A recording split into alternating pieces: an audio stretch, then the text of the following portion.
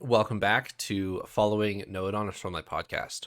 This week is episode 103, and we are discussing chapters 4 through 8 of A Rhythm of War. Elliot, how are you? Very good, very good. Still haven't quite got used to you saying "Rhythm of War" at the beginning of the episode here. That's pretty fun. It is fun. Paul? I'm doing great. As we know, Elliot, Rhythm of War and Words of Radiance are entirely interchangeable. You could just say either because I've gotten them mixed up for years already. I'm going to continue doing that. I'm so excited to be reading Words of Radiance with you guys right now. I've waited so long. It's great. No, I am really excited to talk about our chapters today, in all seriousness. At some future podcast, there will be a segment on what our best predictions of what Stormlight 5 will be titled, because if we're filling the palindrome, there's all sorts of cool theories about what KOWT means. So we'll do that It's later. it's kind of like an awkward set of letters. Actually, it's hard to fit like a good sounding title into that. I'm quite interested to see what Brandon's going to come up with. This is kind of a deviation, but he has said that he's not married to it. If it sounds too awkward, he's just going to ditch it and do a normal title. But a lot of people really want to, you want him to finish it out, but you also want it to sound good. So,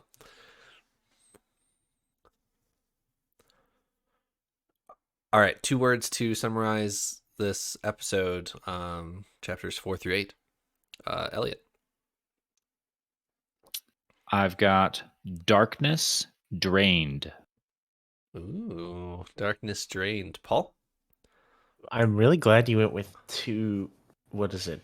Which one is it for consonants? Is it alliteration, where you have repeating consonant things? Yes. I'm really glad you did that because I did the same thing. I have patience and pernicious. Oh boy. Darkness drained, patience, and pernicious. Mm-hmm. Let's use these 4 words and talk about Rhythm of War.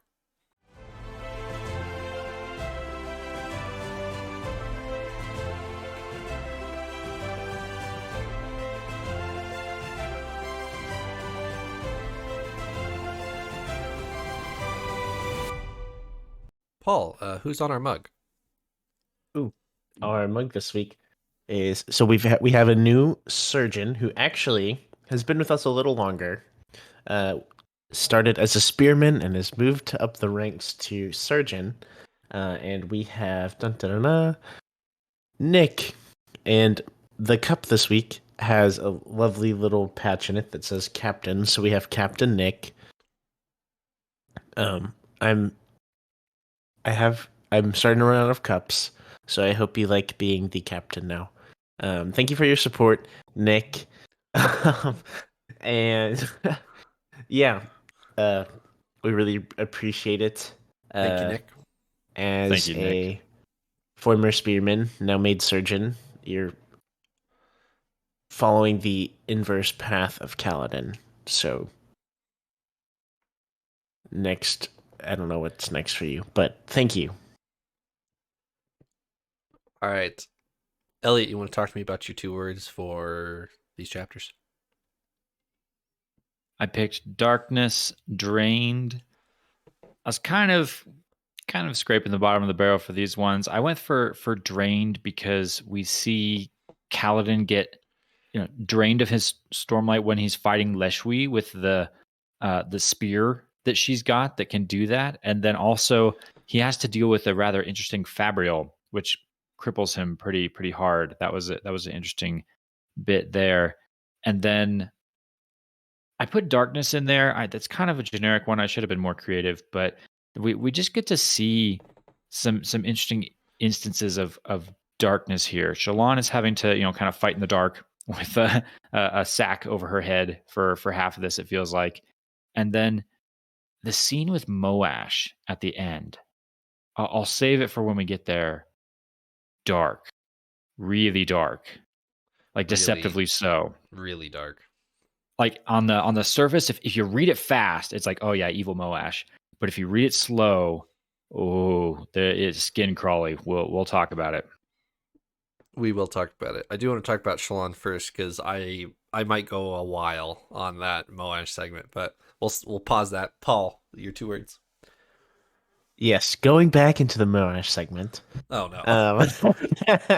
Um, my 2 words are patience and pernicious, which both pertain to our Trevor's about to exit the room. You're firing on all cylinders tonight. Yeah. He's oh my goodness. Sorry. First off is patience. And I chose patience as my word, mostly for the Moash segment because it was so devious and dark and eerie, and it is such a rivalry of Moash and Kaladin. It just is like the perfect storm of rivalry of them coming from like the same, like a shared past together and just being on opposite ends entirely. And so, naturally, everything I know about stories, I don't think they're going to fight right now. And so I'm already coaching myself on patience for the Sanderlanche or maybe next book. I don't know. But I'm assuming we're not going to actually see a resolution there for a while. And man, I swear, if Moash kills Kaladin, I will be so mad. I will be so sad. And then I would give full props to Brandon Sanderson for making a very, very, very good villain. But I would be so sad. Anyways, on that topic, I feel like Moash would not hesitate at all to kill Kaladin, and that is why he is pernicious. Pernicious, the definition, I guess. Yes, please. Is causing insidious harm or ruin. Ruinous, injurious, hurtful. Other definitions just have deadly and fatal, or evil and wicked. Very kind of simple definition, but very powerful. And I've tried to find the most evil word for evil I could synonym for evil I could find. And I thought pernicious went well with patience, and it was also really devious. So that's why I chose it. That is for Moash, our big bad evil guy who is not very nice. So there we go. There we have it. We also have 4 other chapters we're talking about. I don't necessarily have a connection to them from either of my words. But I do have 2 words for chapter 8. So there we have it. Sounds good. I appreciated that. I learned something today with pernicious. So we will get back to that. I do have a soapbox to get on for Moash, as I'm sure you guys were expecting, but we will talk about that in a second. Shallan, we talked about a little bit last week about how you're a little bit peeved with Shallan and she's getting a little annoying. Did you catch how she refers to herself? The 3? The 3. That's her name. Yeah. Her name, the way she refers to herself, she calls herself the 3. She is so far down this path of this is fine, this is normal, of I refer to myself in the third person as the 3. She's perpetually living in like a character select screen that she just can't actually get out of. And she's like, I think I'll go with this one. No, we'll go with this one. And just as always. I had a different metaphor for it. I've been lately playing through the new Lego Star Wars game where you can just kind of drop in and drop out as whatever character you want. Shallan's basically doing that. She like comes up to a puzzle. Oh, this is a Veil puzzle. Whoop, Veil. Solve that puzzle. Yeah. Oh, to accept this quest, you need to be Radiant. Whoop, Radiant. Okay, move on. That's pretty great. She has successfully infiltrated the Sons of Honor, or what is left of them, and she comes face to face. We're just going to go full Shallan, and then we'll come back to Kaladin. So she comes face to face with Ela Sadius. And we saw her a few times in Oathbringer. She kind of takes up the reins from Toril Sadius, who dies at the end of Worth of Radiance. Spoilers if you're reading this backwards. And That was the worst joke you've ever made. and sorry, she Yeah, if Merlin is out there watching this, I don't know if anyone gets that reference, but yeah, she's the leader of the Sons of Honor at the moment, and it seems fairly final that the Sons of Honor is kind of disbanded at this point. There's some followers here, like at the end of these chapters, because the big three, or I guess the big two, the leaders of the Sons of Honor were Gavilar and Amaram. Both are dead at this point, and Ela seems to be in that camp as well. And by the end of these chapters, she's also dead. So we get this reveal that Shallan is trying to hunt Ela down and trying to capture her. They're not trying to kill her, and they're trying to put her on trial for slander against Dalinar's throne. And it doesn't go so well for them. They do find her, they do capture her, and then she dies. What did you guys get out of this section? Definitely some hints. Definitely some stuff that I think is going to be important later. I'm sure some obvious things to the rereader. I'm sure in these chapters here, the spy close to Dalinar, that one has me concerned. Yep. The Sons of Honor have, and I don't remember if Eli confirms this or not, but they hint at, oh, we have someone much closer to Dalinar. We already know about that. Like, who could that be? They make it sound like it's someone, in his inner circle, in his inner trusted group. So that has me a little scared. Yeah, it does sound like a Bridge 4-esque type of circle of personal bodyguard type thing. Any predictions on how she dies? They say she dies from Blackbane, which they assume is suicide. They assume she's had a Blackbane pill in her mouth. She gets captured and she dies. But Shallan isn't convinced. I'm not convinced either. I'm with kind of where it seems like Shallan's head is at, where she seems to guess, oh, the Ghostbloods must have sent two of us, to make sure the job got done. And so I decided not to kill her. Therefore, whoever else was sent, whoever else is here, one of the servants running around or one of the soldiers was able to, prick her with a poison knife or something like that was able to take her out, something like that. That doesn't make sense. However, I had no further theories beyond that until I read the outline and the note that you put in there. And I don't want to steal your thunder if you're going to go somewhere with it, but oh dear, my brain about exploded. It's not it's a poorly written outline, I'll just say that. The outline says Shallan wonders if she herself killed Ela, and then it says this has crazy implications. And I'm not trying to tell you that she did kill Ela or whatever. I'm just trying to tell you that she's questioning her own reality through Vale, Radiant, and Shallan. Shallan is the one in control there, and then turns and asks Vale and Radiant, "Did you kill her?"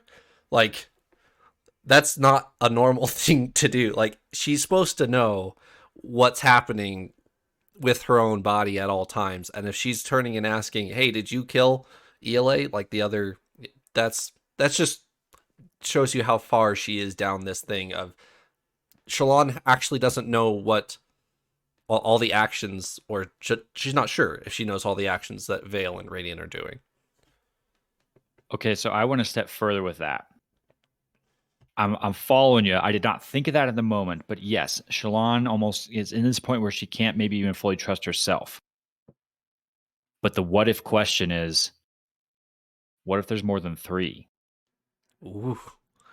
What if Shallan did kill ELA, but doesn't know that she killed ELA because there's another identity in her that she's not aware of? And at first thought, it's like, oh, that's crazy. No, that can't happen.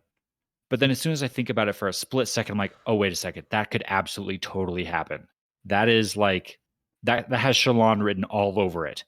That she has some other section of her identity, her personality, that is maybe even connected to this other event in her history, in her past that we've just been hinted at, that is another crucial part of her that she's not willing to admit exists yet. She has embraced Veil. She has embraced Radiant. What if there's another part of her that she's denying, but it's still in there, and that person just killed ELA as Shallan? You okay over Yeah. there, Paul? I don't like this bedtime story. Just hope this hypothetical fourth personality doesn't come with an equally dissettling bedtime rhyme that Shallan's comes with. Honestly, I'll take that. I'll take the horror movie of Words of Radiance flashback chapters, because at least it made sense. At least I could wrap my mind around it. This is like, oh my gosh, I'm kind of interested now, but a little upset. I don't know, disappointed. I don't know. Insert emotion here is how I feel about the fact that I think our standing theory is that Shallan has a fourth personality that she doesn't know about, but she is that person and has done those things. Yep. And has potentially killed ELA with Blackbane without knowing it. And how long has this personality been around? Right. What else has this little sneaky guy done? What is? I feel like all of our three characters of Shallan have kind of their little shtick, you know. Veil is like the rogue, like street smart. Brightness Radiant is like the big, strong knight paladin. Shallan is irrelevant at this point, apparently. Ouch. Ow. I mean, she says it to herself, so she's pretty much. the light weaver. Give her that. She's the Knights Radiant. She's a scholar. That's true. She's an artist. Yeah. You're right. But what's our other one? Is it just, I don't know. Well, what if the other one is not on the good guys team? What if the other one is like, it's suffused? I mean, we've had crazier things happen. I feel like it seems like a far-fetched theory, but I'm definitely chalking this up to this is plausible. Of maybe there's another version out here. Now I'm just thinking of red-eyed evil Link in Twilight Princess. Where Shadow Link. Yeah. She's gonna have to fight herself. Like that's her like big, like okay. Her fifth ideal. Okay, wait. Okay, so we have the big show off at the end of the book. Kaladin and Moash, Shallan and Shallan. It's just, oh my god. Except for her, it's like a free for all. Like it's like she's gonna have like literally a Super Smash Bros. Map of like 8 people in there, and they're just all gonna have to fight and see who comes out on top. Oh my gosh. So all of that developed in my brain in like the 2 minutes of like when we started recording, and as I scrolled down a little further in our outline. So you're Trevor, welcome. you broke me a little bit there. I'm very glad you made those connections because I had not. I read that and I was like, this has crazy implications, and I was like, okay, great. I'll wait until Elliot talks about it. Oh my gosh! But I'm upset that this is from like what one question she kind of asks herself. She's like, "Did I do that?" Anyways, like, oh my goodness. Maybe moving on. Well, my night is ruined. What's next? We haven't even gotten to Moash. Yeah. We're not even close. We're not even close. Just to just to wrap up Shallan's, anything else for Shallan? She finds, or Ele confides in her. Ele figures she's about to die, and says, "Hey, I've got this secret notebook in the back room. Don't let Aelin's guards get it." And so she goes and finds a notebook, but we haven't really opened it yet, so that's where we leave off.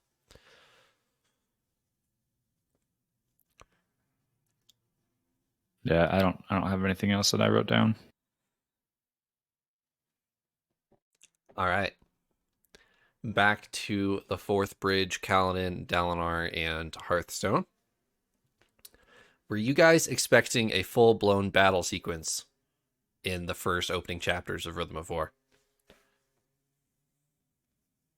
No, but I've been looking forward to this for quite a while. I think we've talked about like grand visions in our head of the different orders of Knights Radiant, working together and accomplishing these incredible feats, and like what a battle would look like if you have, armies of Knights Radiant versus armies of Fused. This isn't quite maybe like the full version of that, but we're getting there, right? We've got a whole army of Windrunners versus a whole army of Heavenly Ones, they keep getting referred to as. They even had like they had like a special name as well in like the singer tongue, but I didn't write it down. And then kind of at the same time, we've got like our edge dancers that are like running around healing people on the ground. So we're getting a little bit of it where we start to see like the different powers kind of maybe working together a little bit. Also, the scale of things was pretty cool. Kaladin mentions at one point here that he's got 300 Windrunners. That's quite a ways up from 15, 20, something like that we left him with last time. Doesn't he? Yeah, he says he's got 50 knights with their own spren, and then like all totaled about 300 squires.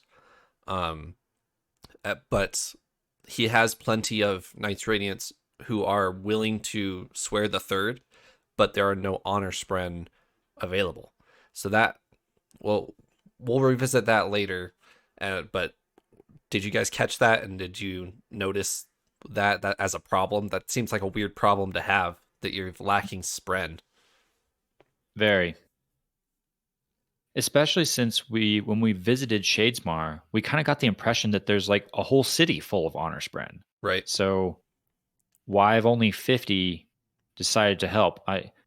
There's a few logical explanations. I think maybe, they're very intentionally not coming to help. They don't trust the humans, and they don't want to create more bonds. That would be a good reason. But yeah, I wasn't expecting that. I didn't think that was going to be the bottleneck. Yeah, I do remember reading this now that you mention it. And I stopped for a second. I remember with this, like with the number, because I was like, initially when reading this, I was honestly a little sad. I felt like it was taking away from how cool our main characters were. Yeah. To just like, now they're just one of them, like one of many. But I remembered, with, oh goodness, what was it called? The Day the World Went Under, or whatever. When the Knights Radiant threw away all their stuff, and we see the flashback. The Recreants. Yes, the Day of Recreants, or whatever. And that, like, there were just hundreds and hundreds of Knights Radiant with shard blades. And at that time in our reading, we were like, what? There's more than 8 shard blades in the world? That's crazy. And all this stuff. But I guess seeing that, it makes way more sense that, like, with the Fuse coming back, everything coming back, like more and more and more and more Knights Radiant are going to come up. So this makes total sense. But for a second, I was taken aback. I was like, wait, that's so many. Like, that's a ton. And I was kind of sad it was, like, going to make our heroes less cool, I guess. But it's pretty neat. Well, just a little bit more on that. What ideal is Kaladin on? Third. 3. 4. Nope. Well, Third. He said third. Yes, so he's approaching 4. Right. Mm-hmm. What ideal is Tefnon? 3. Same. Sigzil? 3. We got that in Dawn Shard. Lopin said that Sigzil was on 3. Oh, I forgot that. What ideal is Lopin on? 3. 3. Yes, Okay. It happens in Dawn Shard. So, in order to get your own Shard Blade, you have to swear ideal 3, and then you get your squires. So we have 50 Knights Radiant who have sworn the third ideal.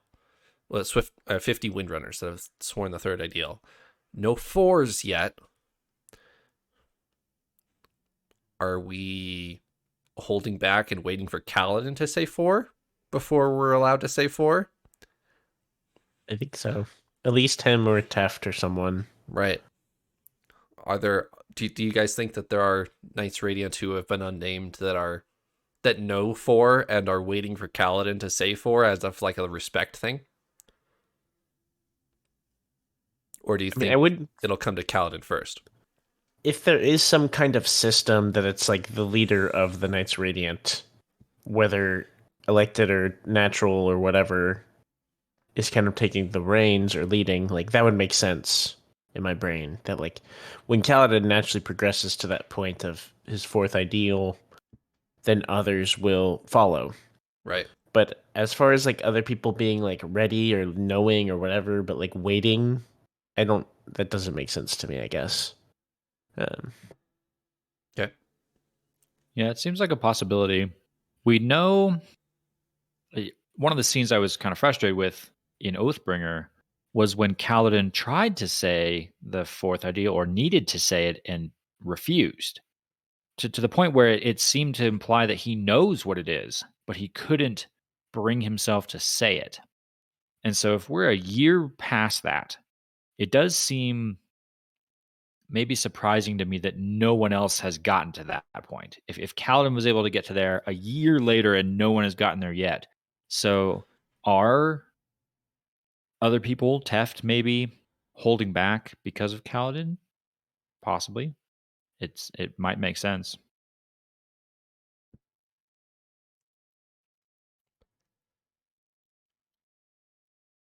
Let's talk about the Heavenly Ones. Leshwi.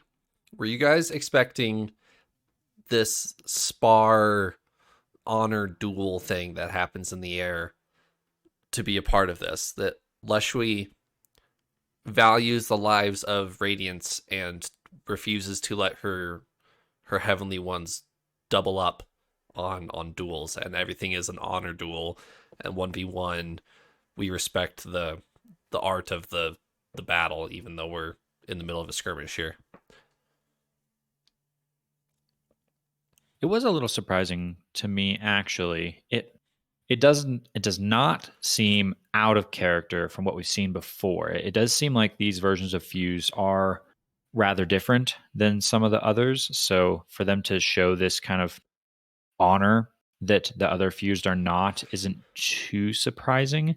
But I guess I was expecting more of an inverse relationship of these are the Windrunner versions of the Fused. Therefore, they're going to have like opposites, that they are going to, be all the things that Windrunners are not. Right. Just kind of like we're kind of guessing that our, the unmade shadows are kind of like almost the inverse or the opposite. They show like corrupted powers or different, versions of the powers that maybe our Radiants or our Heralds might have. But this seems to be like a 1-for-1, where our Windrunners, they fight very honorably. They're all about protecting people. Seems like the Heavenly Ones are maybe similar. They seem to be operating under maybe a similar mindset, perhaps.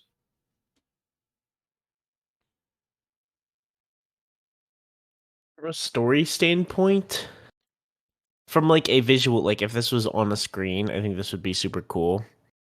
From like reading and just how our storyline is going, and I don't know what to call it other than like story integrity, maybe like how believable or like well developed our story is. I'm not a fan of this. Okay. Just because it seems so impractical that it's like both of these sides are fighting for the world, right? This is a large scale thing and stuff. And to just like have this like we're going to honorably fight 1 versus 1, each and every one of us, it seems like kind of a cop out thing or whatever in my mind. Like I wasn't a fan because I feel like that's just way too convenient for our good guys. It's fairly extreme as well. The Heavenly Ones outnumber the Windrunners by a little bit, and the Windrunners that are here, and the fused fly up. Everybody picks their 1v1, and then there's like a handful, is what it says, of fused who just sit there and they wait. They don't attack the fourth bridge. They don't attack the civilians. They're here to fight the Windrunners. They're not here to, destroy the humans, as we've been led to believe that some of the fused are here to wipe the humans off the face of Roshar. No, these fused are here to honorably contest the Windrunners. That's why they're here. And they may not even have showed up if the Windrunners hadn't been here. So like that's the implication you seem to get.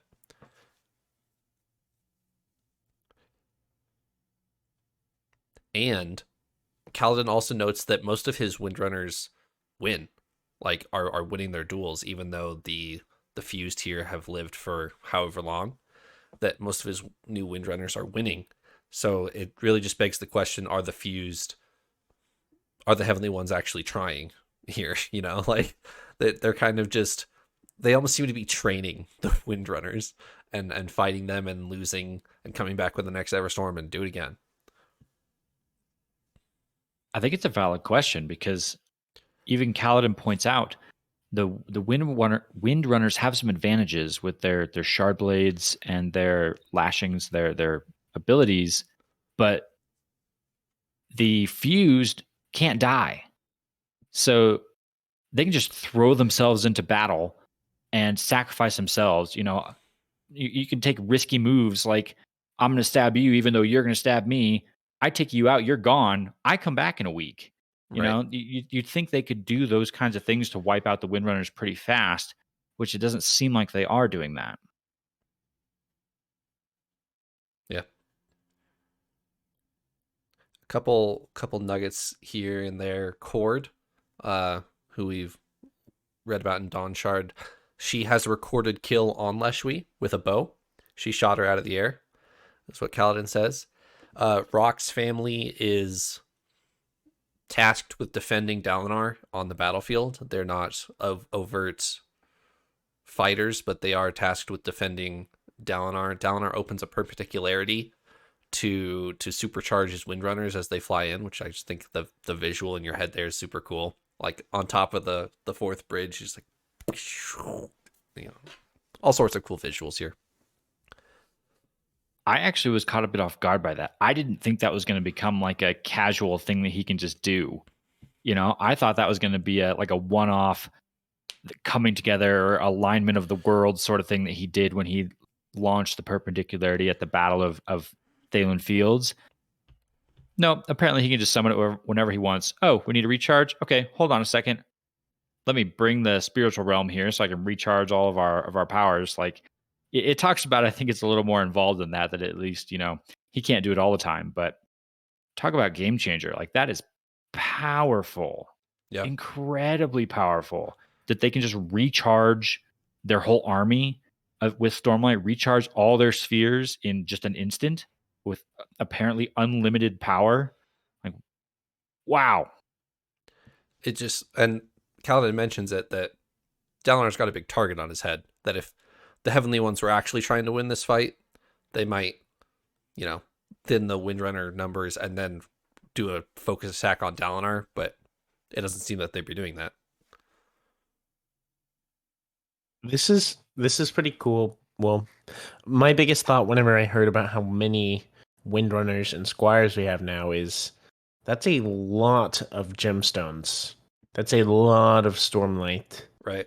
To bring around. And I was honestly wondering how that's going to be like sustainable with that many people and just growing and everything. Like, that's a lot of marbles you're carrying around with you, Yeah.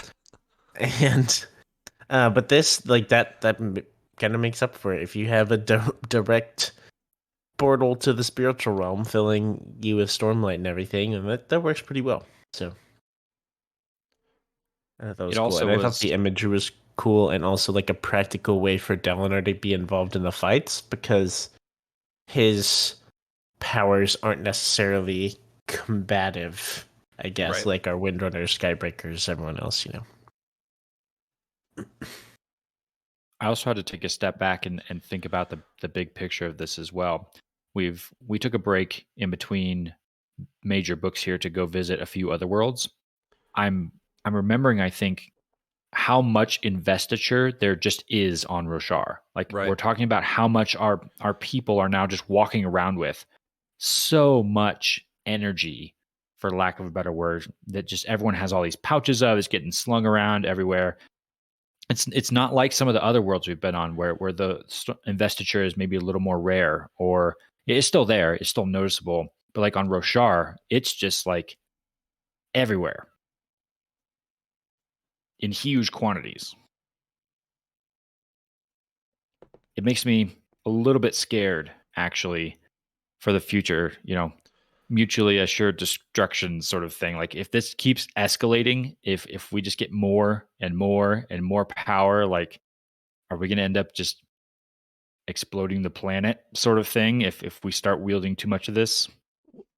Do you remember the implications of why the Knights Radiant dropped or one of the reasons why they dropped their spread? Well, that was part of the whole revelation of, humans are not the original inhabitants of Roshar, right? They came from another world. Right. And the story is that they destroyed that world with Right. surge binding, right? Yep. That's exactly where I see this headed if we're not a little careful. We're starting to wield huge amounts of power here. Are we on that same track again? Are humans about to do the same thing again? Yeah. Going back to your parallel between the Heavenly Ones and the Windrunners, and how you thought they'd be inverse, but they seem to be the same wave as opposed to the inverse. Our Elsecaller equivalent, he deliberately attacks civilians to get Kaladin's attention, and Leshwi lets him go. Leshwi says, "That's that's not right. You can go defend those civilians," and he lets him go, and their duel's done. But who is our Elsecaller? Yasna. What's Yasna's philosophy, or what was Yasna's philosophy at the beginning of Oathbringer? Find all the heralds and kill them so they can go back and fulfill their duty. Exactly. I don't care if these people are innocent. I don't care the ramifications. If this is going to save the most lives, if this is going to be most effective, let's do this. So our Elsecaller equivalent of the Fuse says, I want to fight that Windrunner guy. What's the most efficient way to do that? Oh, go attack this lady over here, and he'll come defend her.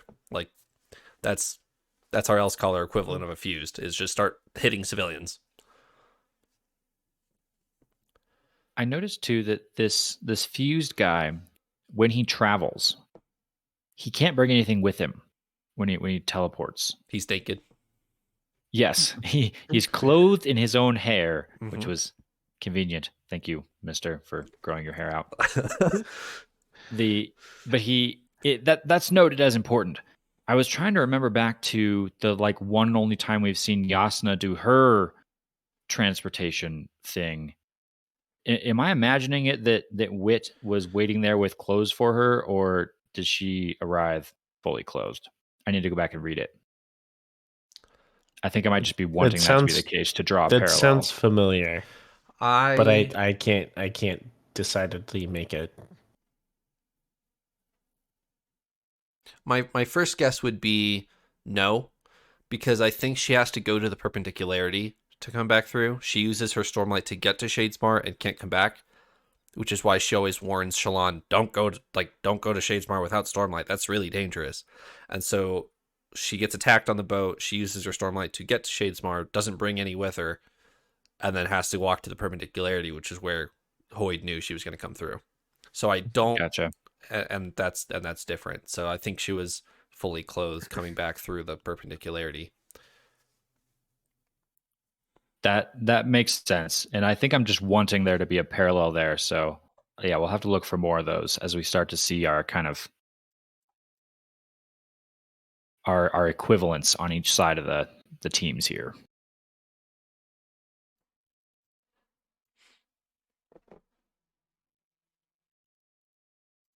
All right, so do they name the else color in these chapters. I really have to censor myself because I'm. I don't This remember is any. I fuzzy don't for me. believe so.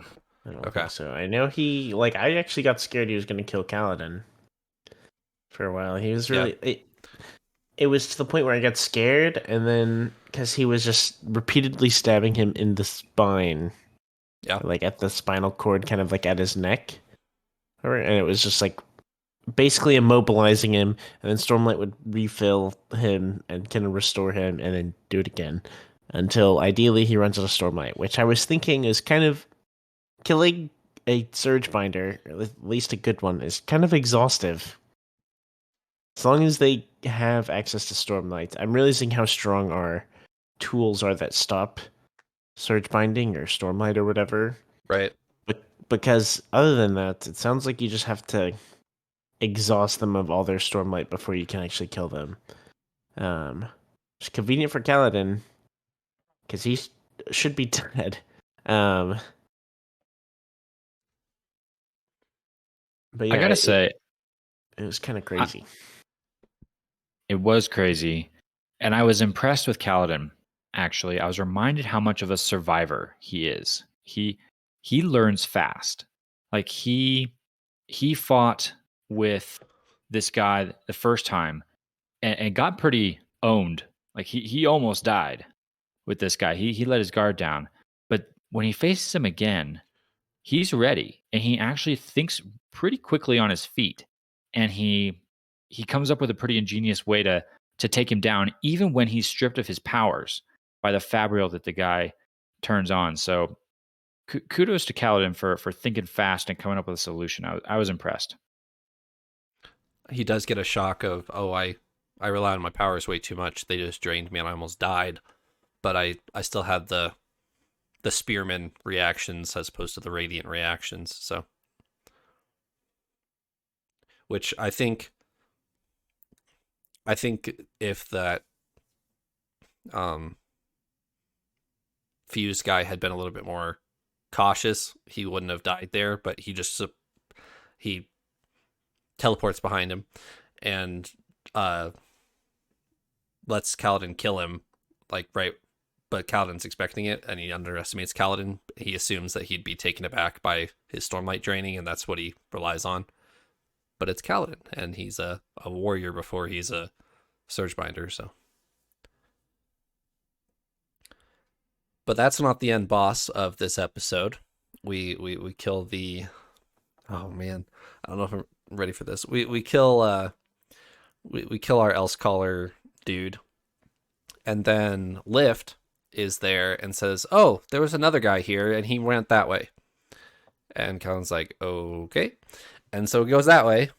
He goes into the cellar of the of Rashon's manor, and he says, oh yeah, I used to play down here with Laurel. Is that her name? Laurel. Yeah. Mm-hmm. I remember this place being a lot bigger. And he goes down into the cellar and he finds like 3 light-eyed guys. Maybe 2 light-eyed guys? I don't remember. And one of them is already dead to a shard blade. And then he sees Rashon, and he is like, what's going on? And then Moash just like knifes Rashon right in front of him. Which, if you pause, right, we'll get to the second part of the scene here in a second. Moash comes in with his shard blade, his Yezrian shard blade, his Windrunner shard blade, kills the guy instantly, and he has every opportunity to just kill Rashon and go, right? Like he has the excuse of, oh, I'm here to kill Rashon and get my revenge. That's not why he's here. That's why he's getting Kaladin's attention with this, because he kills Rashon with a knife, not his shard blade. He kills Rashon with a knife. And he just makes it so he knows how to press all of Kaladin's buttons, which we'll get here in a second. But he slits Rashon's throat like a butchered animal and wants to have Kaladin watch it. And there are so many things about this scene, which I'll push it over to you guys before we get to the second part. But he kills Rashon with a knife. I just wanted to highlight that real quick and how visceral that would be for Kaladin and his, But go ahead. Yeah, Kaladin says that, like, it points out that Kaladin's gut reaction is to go and try and help save Rashon, like heal him, save him, like surgeon instincts, Right. from his relationship and learning from his father Lirin, the surgeon. But practically, he's like, his throat was just slit. You can't. He's gone. Like he's toast. You can't just go stitch him back up and he'll be okay. Like he is dead and stuff. And so, but he like definitely was pushing that button of like, you want to save him and you can't. Which leads into what he tells him in a second.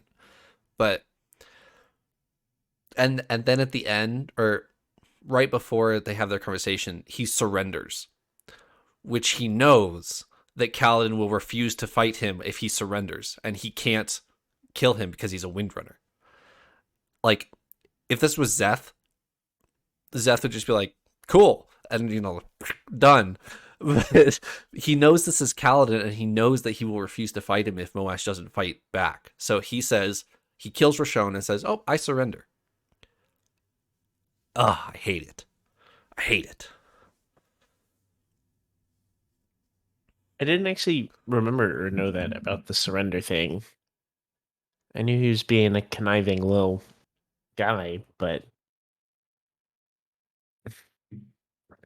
Yeah, this set of actions and words, especially from Moash here, this is a step up from anything he's done before. Actually, Yeah. Maybe not in like, killing Elokar was a big deal. However, there was at least a shred of rationality to that. He had a reason. Was it a good reason? No, it wasn't. But he at least had logic that you could follow. Here, there's none of that. None.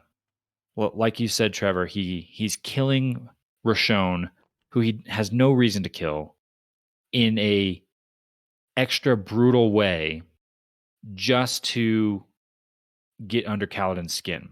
There is no defending anything that he does here in this scene. And then the words he says to Kaladin are this is where I tied in my word darkness. Oh my. Like what he says to Kaladin are like it's like the very voice of depression right there. You are worthless. You can't do anything. Look at all of the ways that you've failed. Just give up your pain. Like all of those things are exactly what I'm sure Kaladin has to fight with already in his own head. And now to have to, face it out of the mouth of someone else. Oh man. Wow. And he tells him he should have jumped at the honor chasm. He tells him, you can't save everyone you're trying to save. You should have jumped. And it's he knows enough about Kaladin. Kaladin entrusted all of this information to him back when they were soldiers, back when they were defending Dalinar. And he's using all of this information against Kaladin because he knows that he can't beat Kaladin in a fight. And so he's going the other direction of, I'm going to make Kaladin beat Kaladin in a fight. I'm going to use his own brain against him and sabotage him every way I know I can, and brutally kill someone in front of him, and then tell him you couldn't have done anything anyway. The only way out is to either surrender your pain or end the pain. That's the only two ways out. And go ahead, Paul, because I'm going to bridge into something a little different. Okay. I was going to say, it was very clever in a pernicious way. What Moash did, with the chasm, and you should have jumped and stuff. And it has made me rethink my view of our characters a little bit. Because I think ever from the beginning, of this story. All of our characters like were so hesitant, like painfully to me, so hesitant to ever open up or like talk about themselves or things that they struggle with or things like that. And I'm like, why? Like, I mean, I understand, I guess not oversharing or whatever, but like what's the worst that could happen? And here is the worst that could happen, I guess. Yeah. Is your ally turns on you, tries to kill the one you're supposed to protect. You kind of save him. You do save him, but then he comes back and kills him, and then he does all this stuff, and it's just quite a mess, and uses all that information against you. Um, and it's made me proud of Kaladin and where he is, but yeah, Moash is probably a. He's definitely in my book right now. He's way more hateable than like Amaram. So I think he's taken the number one spot on most villainous villain. So This reminds me. Well, I won't go too far with this tangent, but this reminds me of a comment we had at the end of The Way of Kings, one of our episodes, when one of you was saying, "Oh, Sadius is the worst. I don't know how you can. I don't know like how you can live with like this bad of a bad guy." And one of our comments, I don't remember who it was from, was saying, "That's really interesting because from what I've read, I don't know if I'd rank him in my top 5 of worst villains in the Stormlight Archive." So I just wanted to bring that back up. Of Sadius was our original big bad guy. he was very bad for his time, for sure. Yeah, the Moash Sadius was more of a like Selfish. his approach to everything and how he dealt with people in general was horrible. Moash is more personal attack. It is Right. below the belt hits. It's all this stuff. Like it's very pointed and stuff. And it's way more personalized and um That's exactly what I was going to start talking about. This is betrayal on a whole nother level. Like it's not just turning your back on someone and walking away. It's taking what that person shared with you. Like they opened up and they, shared their inner struggles with you, to then take that and use it against them in such a pernicious way is just evil. Like it's not laziness. It's not, not caring. It's just like that's evil right there. Actively using what someone has trusted you with to hurt them. Not okay. That is go ahead. It's Moash's entire plan here. He's not here for Rashon. He's here to hurt Kaladin and do as much damage to Kaladin as he can. And I can't help but contrast this with a scene I've referenced. I keep going back to this actually in Oathbringer between Hoid and Shallan. I believe it's in Kholinar. Yep. Where Hoid comes to Shallan at a moment of vulnerability and weakness. And he says to her the exact opposite of what Moash is saying here. Hoid says to Shallan, "You are worth it. You make the world a better place by being who you are."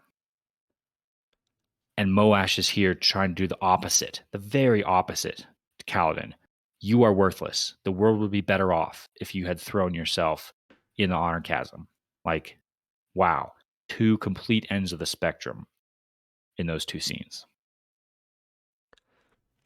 Coming out of Oathbringer, there was a fairly... Some people were ironic about it, but some people were not. A discussion of Moash did nothing wrong and screw Moash. Like Moash has done all these terrible things, but there were people who were arguing Moash's death or killing of Elhokar was justified. Like there were people who would genuinely argue that. After this chapter came out, that Reddit got rather silent. yeah. Yeah. It's this one is just so there's so many layers to it. This is the worst one.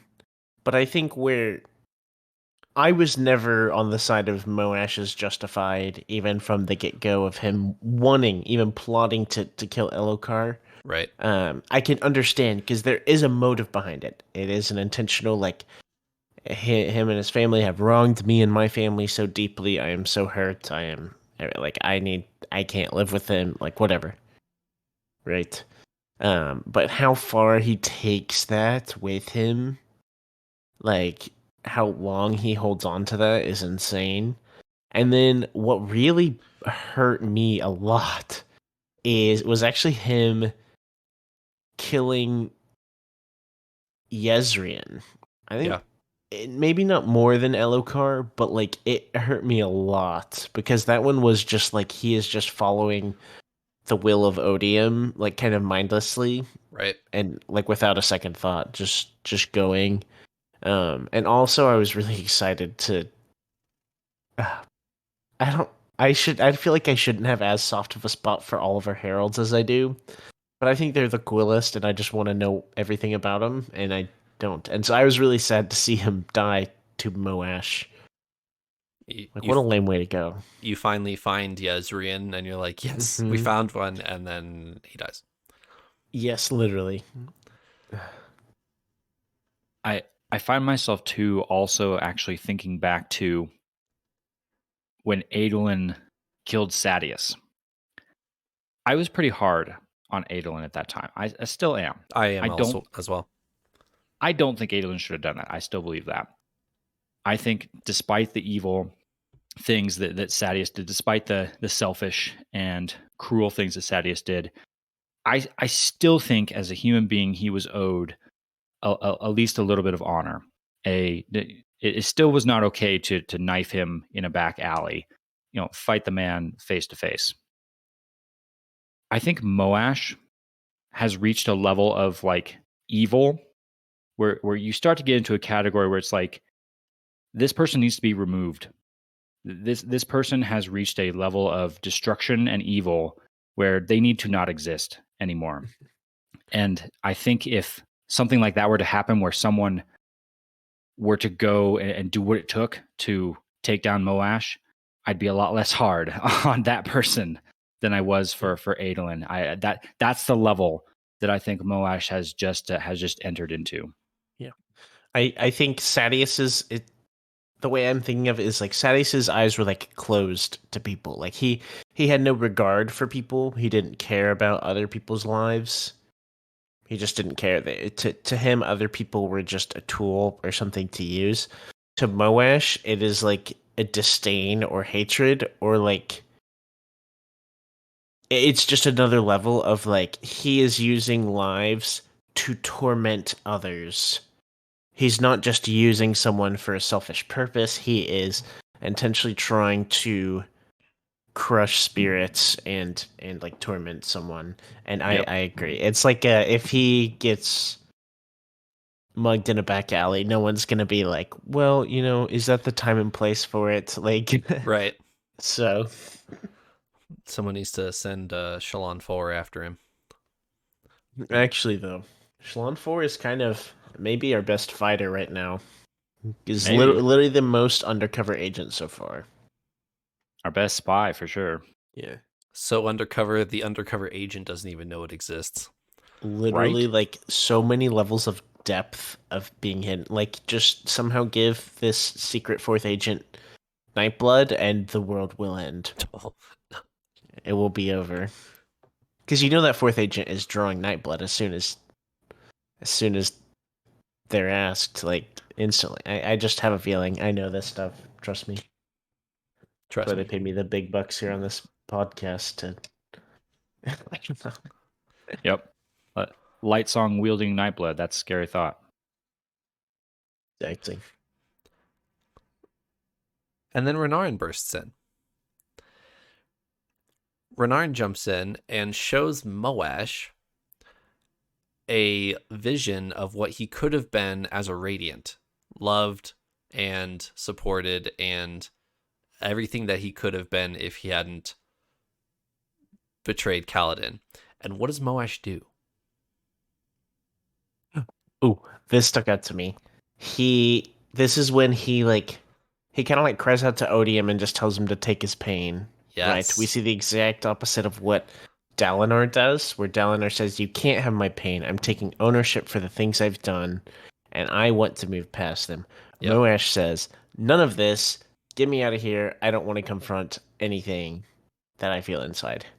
Exactly. He prays to Odium and says, "Take my pain, take my pain, take my pain. I don't want to be here. Get me out." And that's his first reaction is, I don't want to confront any of this. Bye. I think oh my goodness. Okay. I think I don't think I grasped this while I was reading. But I kind of okay, last episode we talked about Kalek, and I don't think we like confirmed it for sure, but we're saying maybe he's potentially the herald of the Truth Watchers, or that was your best guess. Who? And Kalek, Will Shakers. Kalak. Well, oh, that's right. You mentioned Truth Watcher like offhandedly yeah. before checking, and I was like, "Oh, that's kind of lame. Like that's not as cool. Like the Truth Watchers are cool, but like not in like a battle sense, you know?" Right. And then this happens, and I think this is the coolest thing ever. I think this is so incredible, and how like Renarin can show him like what he could have been. That is so impactful. Like that's crazy. And like, oh my gosh. And it makes me think that maybe this is the tip of the iceberg, perhaps, of how Renarin is kind of this like missing puzzle piece in our story. Or somehow in the like unraveling of Odium's plan. Maybe maybe we have some like crazy redemption arc if Renarin is able to continue doing this and ends up turning Moash into some form of like double agent, you know. I'm not gonna wholeheartedly go there, but like something of that magnitude of being a way to like show someone, yeah, like an alternate reality or what could have been and stuff, and impacting people in that way. But I thought that was super cool. In summary, I think that was cool.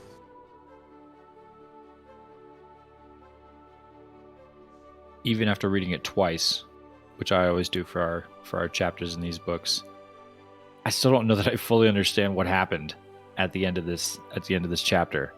Renarin comes in, Moash is screaming at Odium, the warmth comes back that we've seen referenced before.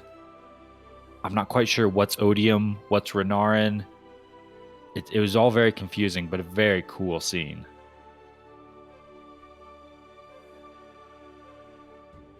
Anything else? Not on my end. I am much more excited to read on than I was last week. Not dissing on last week, but we just ended on quite a big chapter. You kind of tacked this one on. Like initially you said we're just going to read to chapter 7. I did. Then you added this and I was like, "Man, I'm glad you added this one." Like I forgot. Goodness. I was looking at the outline and I forgot that this was where this was. I thought it was in chapter 7, but I added chapter 8 to include this one. So yes, we are through to chapter 9. I don't know our split off the top of my head right now, but we will be doing that next week. I do want to just add this, that when this chapter was released for early view, Brandon Sanderson said, "Yeah, I treated part 1 of Rhythm of War," which we still have plenty of, but by the way, I treated part 1 of Rhythm of War as the Sanderlanche to the year that you didn't get a book for. So there's a lot of action at the beginning of this book that you've already seen here, and that's supposed to be like your mini Sanderlanche of like, when did you guys assume that our Moash Kaladin confrontation was like our next one was going to happen? You know, not for maybe part 3, part 5 maybe of this book, but no, he decides to make it in chapter 8. So It's definitely been a fast start, that's for sure. anything else? I'm with Paul. I'm excited to read on. Sounds good. We'll reconvene next week. Thanks for joining me, Paul and Eliot. Laters. Goodbye.